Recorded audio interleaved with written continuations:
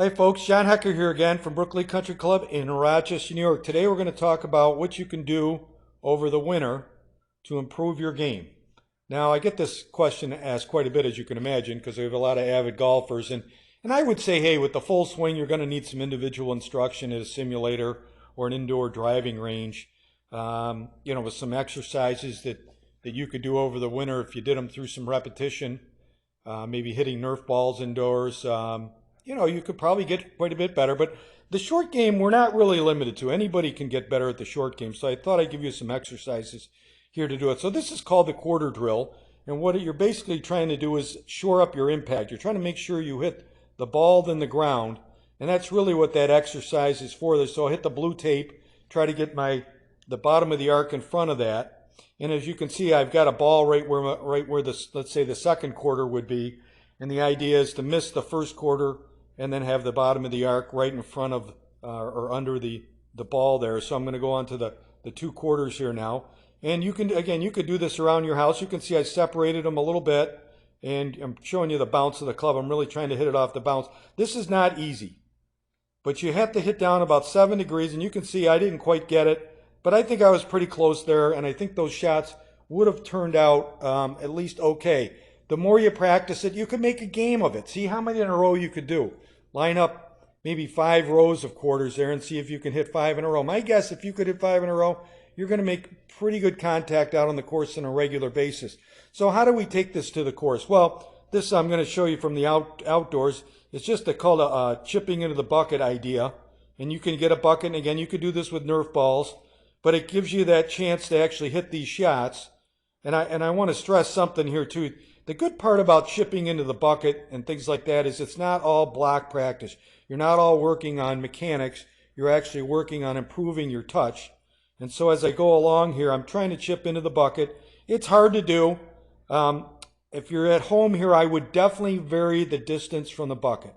So it's not one of those things where you're going to make them all or even make a good percentage of them. But if you can come close, and then like I say, I'd say, hey, maybe the game would be, how many shots does it take me to chip in 3 from 3 yards? And then how many chip shots does it take me to make 3 from 5 yards? And then let's say you could hit a 7-yard shot indoors. Keep track of those. And let's say at the end you get a total amount of shots at 21. Hey, next time you come back, you're trying to get less than that. So you make a game out of it. The idea of the quarter drill is to improve your contact. So that's more or less block practice. That's something you're working on that is contact oriented. This one you're actually trying to see how many you can chip into a bucket. And then the next step would be to try to do something where you could start to hit a little longer shot. So obviously we're talking about hitting Nerf balls or wiffle balls indoors here, but this is a little exercise I'm showing you from the 10th tee. I've got the range finder here, so it'll actually tell you how far it goes. And this was called the towel drill. And what you're going to do is put towels under your elbows here, and it teaches you how to use your body when you're pitching less than full swing. So this would be at most, 3/4 swing. If it went any further back, you drop the towel. But as we go through it here, you swing back, and the important part is not that you're going the specific distance, but more that you get a feel for it. So here I'm feeling like I'm swinging to about, let's call, if this was a clock and this was 6 o'clock, I'd say, hey, that's probably 8:30, and I'm going to want to swing through the same distance coming through the shot. And then I would measure it with my rangefinder outdoors, and then we go to the next shot. And then so when you went indoors, you could kind of master these feels. These are feels. They don't have to be exact, but I'm going to go a little further back here. So I'm trying to hit a little further. And then again, I'm going to try to stop it on the same distance on the other side. I almost feel like I'm pivoting around my front leg, but what this does is it gives me a feel for how to hit a shot a specific distance. And we're always talking in the air, by the way. So this would be sort of the furthest distance. I'd say this is maybe a 930 swing through to maybe a 230 follow through. So you can see it goes a little further back and a little further through, and then you look down at your yardage. I think this was my middle yardage. So the distances I was hitting were trying to hit 35, 45, and 55, and that one I got 46. So it gives you an idea. Hey, you're out on the course. If I'm 48 yards. How hard did I hit it? Well, it's a little harder than your 45 shot. And believe it or not, this is what the tour players are doing to improve their skills. All right, so now we're going to talk a little bit about putting. It's putting's a pretty broad topic here, but hey, hitting the ball in the center of the face is critical.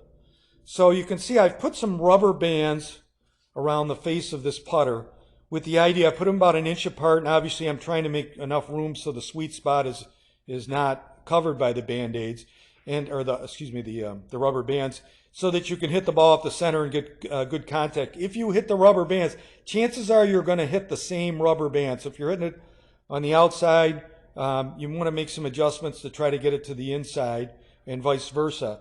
Now, as we go through this, I also have in mind, and I'm going to show you the tool I use for it.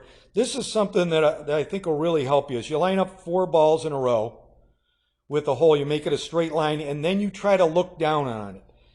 You got to position your eyes in the right spot to be able to make this look straight. If it doesn't look straight, and it probably won't at first, if it doesn't look straight and it doesn't, you need to make some adjustments so it does. You should be looking right down. So for me, I always tend to see the ball right in front of me is too far to the left because I'm always aiming too far to the right with my body. So I'm always adjusting on that, and then you learn to adjust when you're over the ball. Okay, so what's this going to look like? Well, I've got this perfect practice. Dustin Johnson promotes it, and I thought I'd take you how I've set it up in front. So I remove the balls, and I've put, you can see the blue stickers here on the ground. I'm trying to roll the ball over the blue stickers, but I'm also trying to make it look like those are straight.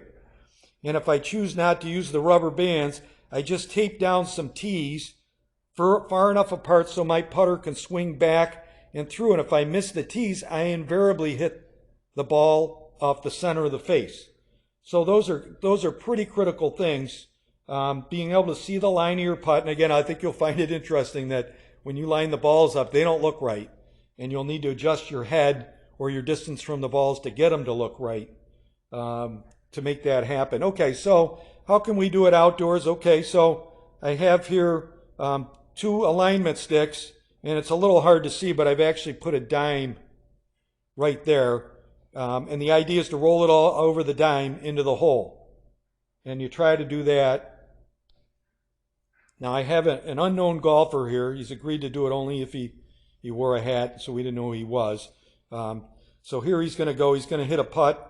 And let's see if we can figure out what happens here. So these alignment sticks help you get oriented to the hole. So that one he missed on the right.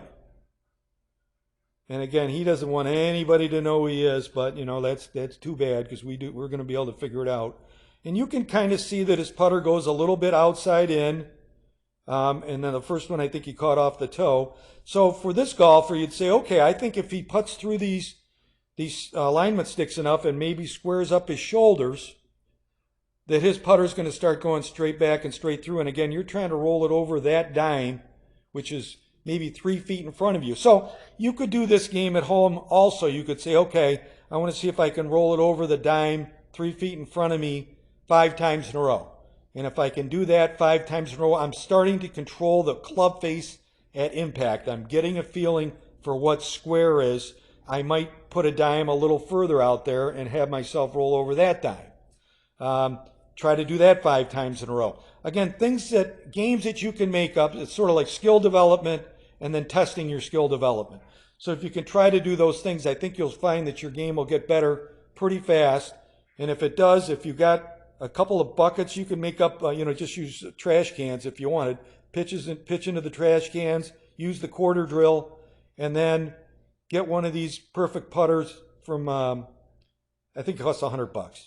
But, making one putt against your buddies, you probably make it up pretty quick. Then put the stickers down so that you can work on your eye alignment. Use the tees there so you can get feedback if you're hitting it over there. And again, make a game out of it. And I think you'll get better. So I would keep a chart, try to make some games up and see how your skills develop through the next 3 months. Work on it a little bit outside while we still have time, and once the snow's on the ground, try these things, and I think you'll find that your skills will improve and you'll have fun doing it. Otherwise, I'll look forward to seeing you